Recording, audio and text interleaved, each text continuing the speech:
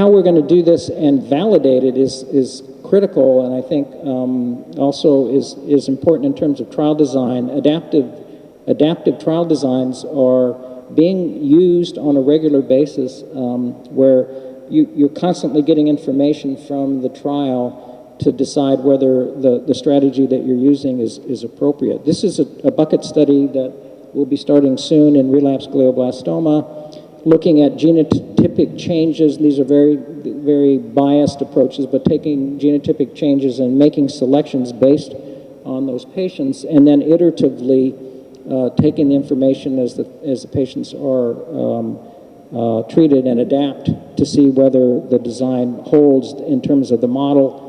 There are a number of problems with this, of course, is that we don't know that we have all these drugs available and that they all get into the brain, and we don't know that the combinations should be used, etc. But it is the start, and given all the negative trials that have occurred so recently, there's a big push for these kinds of bucket studies, and this is another study that will be opening soon for newly diagnosed MGMT non-methylated glioblastoma.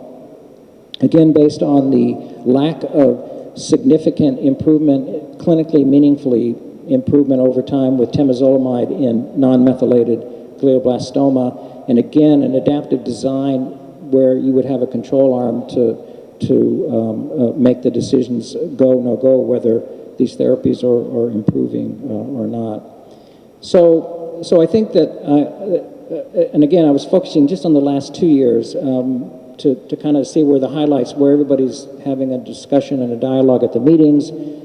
How should we do this? How should we not do this? There's a whole host of clinical trials and strategies that are in progress. Like I said, too soon to report, too soon to know, with particular emphasis on the checkpoint inhibitor trials, the PD-1, PD-L1, with or without ipilimumab, vaccine studies in combination with PD, various oncolytic virus studies, which I think are very intriguing. These oncolytic replication competent viruses, you don't have to get a lot of it into the tumor, and it can replicate, but the idea is get enough in there fast enough so that the leading edge is still being treated with these things. There's a number of them ongoing, and then the direct delivery trials, both with convection delivery and intranasal delivery, which is another way to get drug into the brain.